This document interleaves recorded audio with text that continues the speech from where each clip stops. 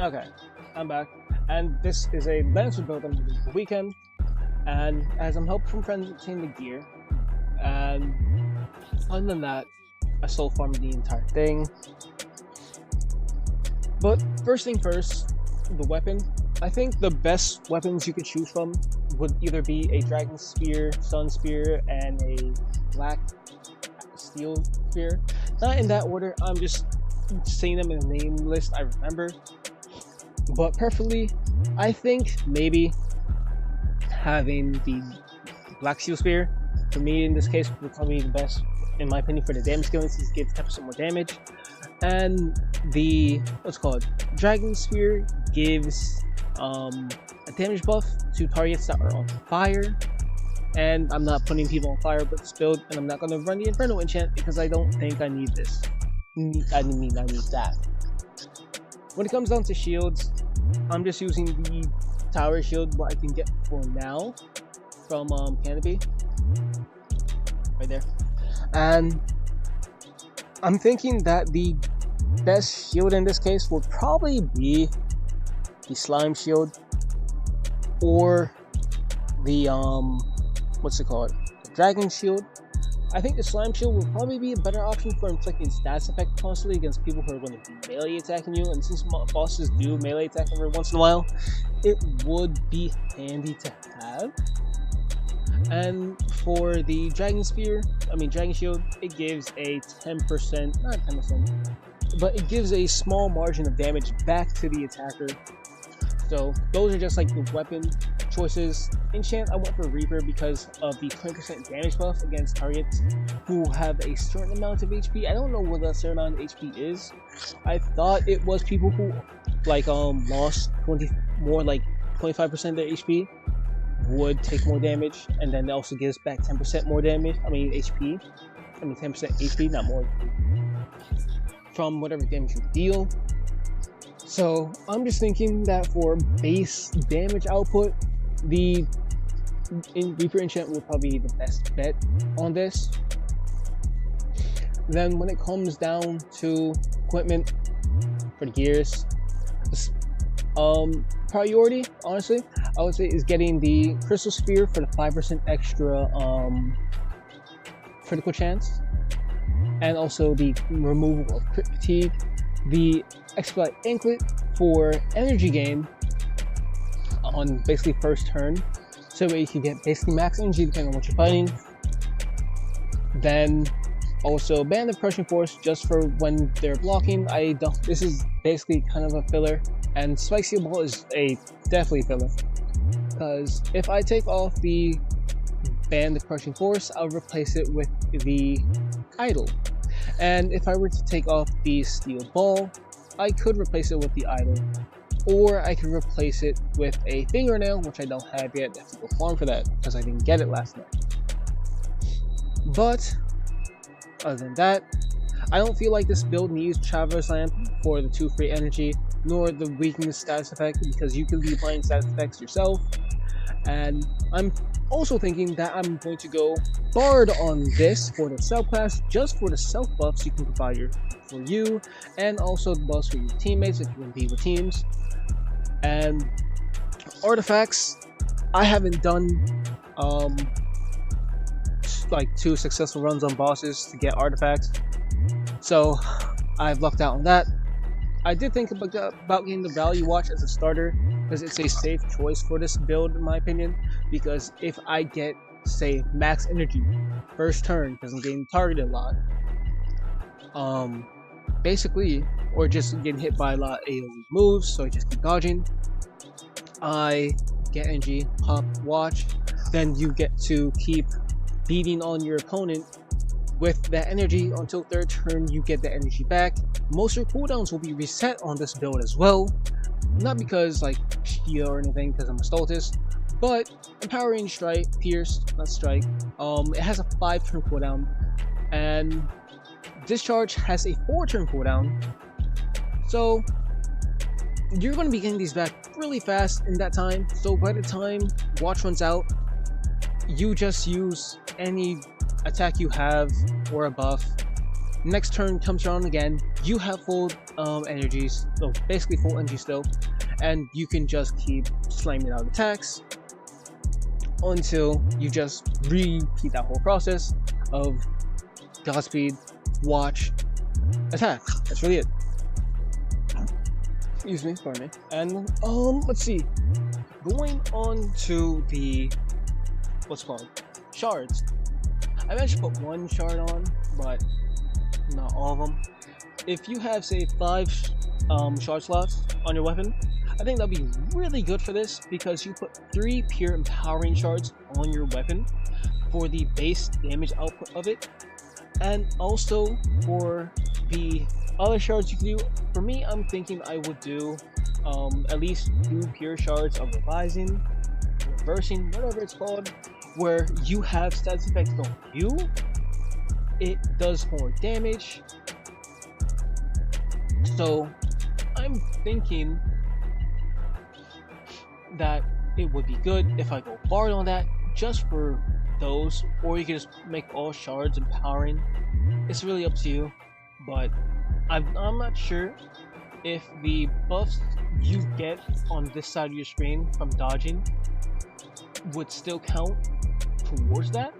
That's why also I did not think about getting Dark Sigil for an artifact, but I think Stellian Core or the Watch are your safest choices because you'll probably be at basically max HP the entire time, since you're mainly going to be focusing on dodging on the class that's supposed to be like a secondary tank. But you just mainly draw aggro, keep dodging, get your buffs, and even without the Crystal Spear, your crit chance can go up to 91% to 94%.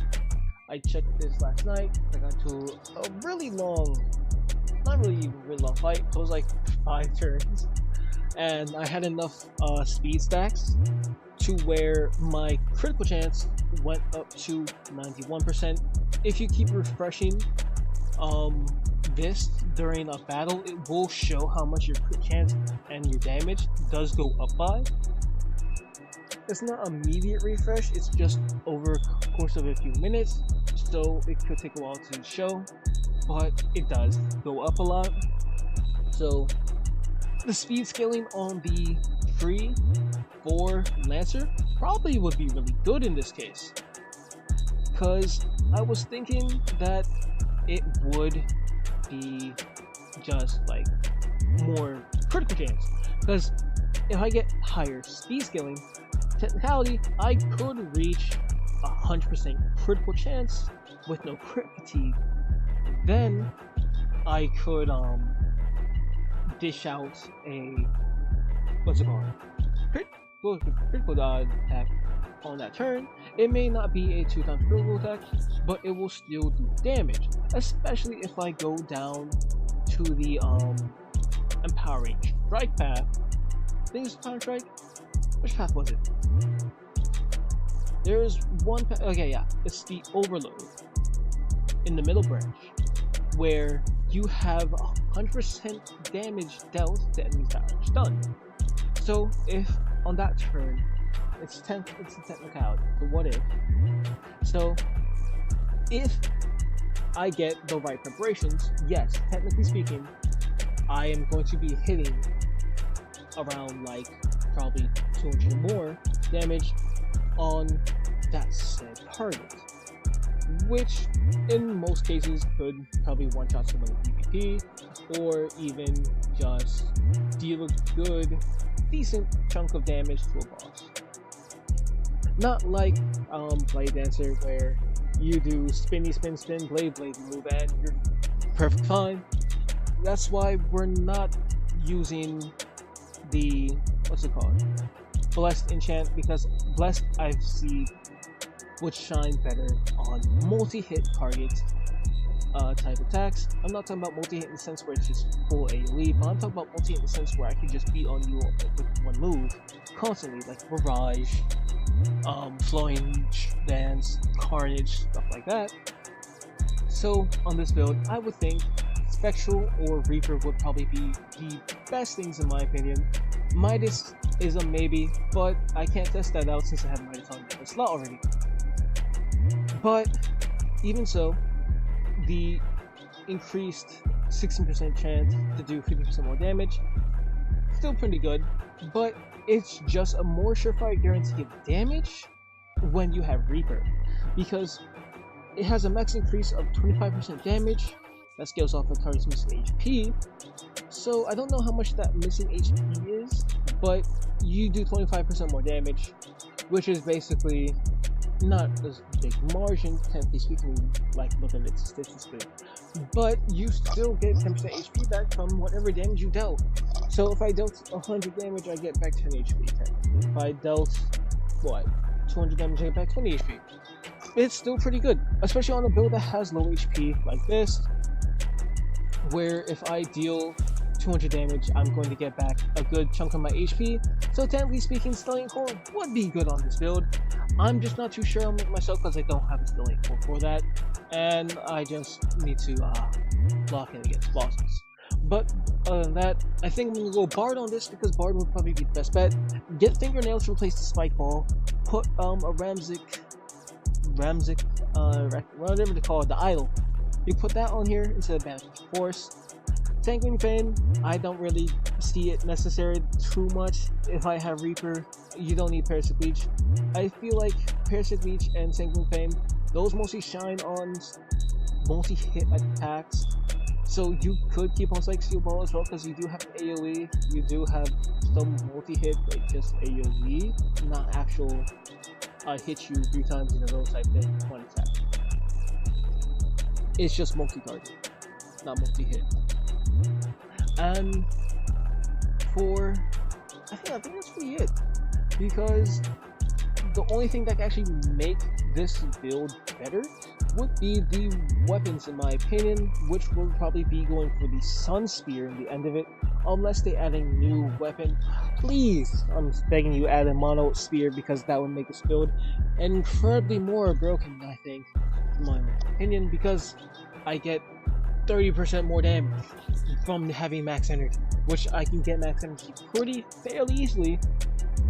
So yeah, and then just combine that with the Slime Shield, in my opinion, and you can get Vulnerable and Weaken applied onto an enemy, so you can strike harder, and all your moves have a chance to apply stun, so when they do proc stun, you can just get more energy back during your opponent's off turn.